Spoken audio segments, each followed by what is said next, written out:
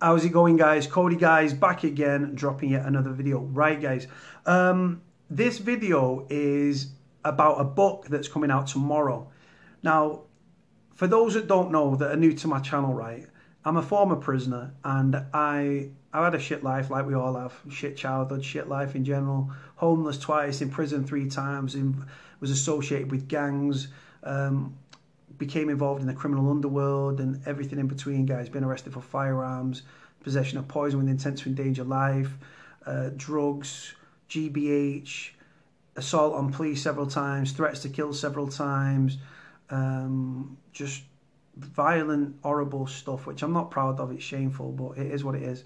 Anyway, I was raised watching serial killer documentaries, gangs and gangster documentaries. I went on to be involved with all of the above. Now, from a young age, I would just binge watch serial killer documentaries, and it grew an interest. Now, not in a sort of macabre, weird way, but just in a way that, like, in a forensic psychology sort of standpoint, why do people commit crime? Why do people commit murder? Why do people go on to become serial killers? It's always interested me, but I wasn't academic anyway. So whilst I've been like on this journey and stuff with criminality myself and involved with serious organised crime, I've always, still to this day, harbour this interest in serial killers. Now, cut a long story short, I then started to write to serial killers. Again, not supporting them. I had an agenda.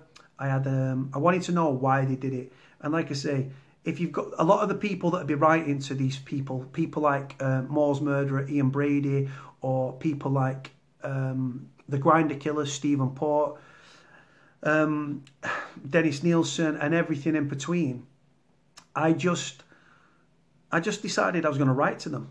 And everyone that was writing to them was going to be an academic or psychology, professor of psychology, forensic psychologist and stuff like that. And I thought that because I'm a common criminal, that they'd be more inclined to open up to me. And that's exactly what they did.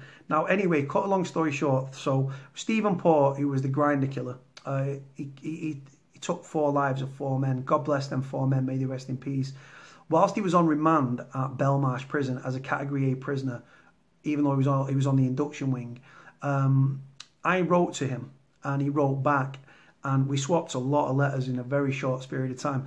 He was very, very, like I say, narcissistic, and he wanted money. That's all he ever asked for, money, money, money.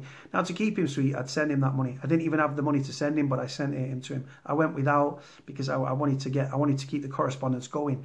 Anyway, a book writer from America, well, he's from Canada, but he works in America, a radio producer, contacted me saying, I am writing a book on Stephen Port, the serial killer. Now, he said, I believe through a documentary called A Killer's Mistake, which is on YouTube. If you type in Killer's Mistake, Stephen Port, I'm on that documentary. And he said, I believe you wrote to him. I said, yeah. He said, well, how about like sending me some of the letters and I'll contribute, you can contribute to the book, and I'll pay you for it. So I obviously said yes. That book is coming out tomorrow. Now, I'll put a link in the description below for the book. You can see the cover at the start of it. It's about British serial killers. It's written by Alan R. Warren. It's been published in America, Europe, everywhere else. Now, the initial thing, if you click on the link below, please do, you'll see that the initial copy is only available via ebook. Now, the paperback book will follow in the next couple of days, where it'll be available to buy. But from midnight tonight here in the UK, and obviously come midnight in America, you can actually download this book.